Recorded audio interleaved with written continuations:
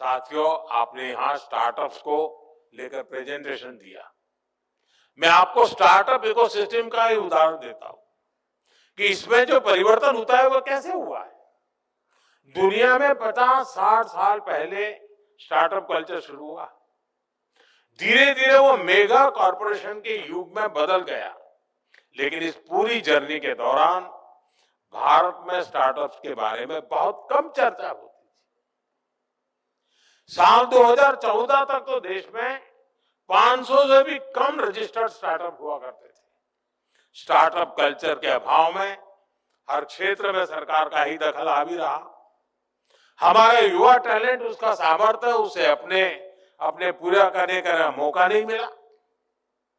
साथियों, मुझे अपने देश के युवाओं पर भरोसा है, आपके सामर्थ्य पर भरोसा है, इसलिए हमने एक अलग राह चुनी। हमने युवाओं को ध्यान में रखते हुए एक के बाद एक नए स्कीम्स बनाई। यहीं से स्टार्टअप रिवॉल्यूशन ने भारत में असली गति पकड़ी। Ease of doing business reforms, startup India, digital India, funds of funds, tax और कंप्लायंस सिंप्लीफिकेशन, ऐसे अनेक इनिशिएटिव लिए गए।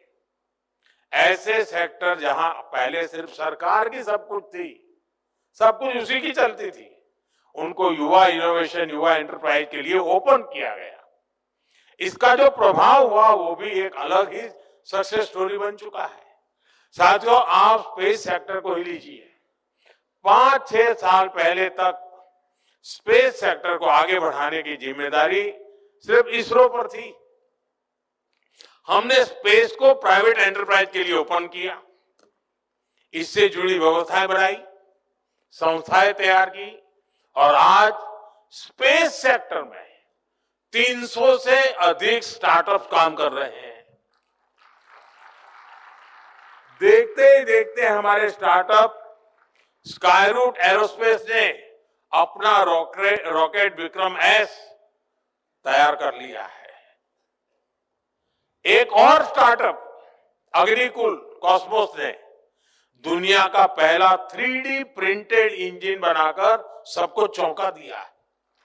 ये सब स्टार्टअप की कमाल है। भारत के स्पेस स्टार्टअप अब लगातार कमाल करके दिखा रहे हैं।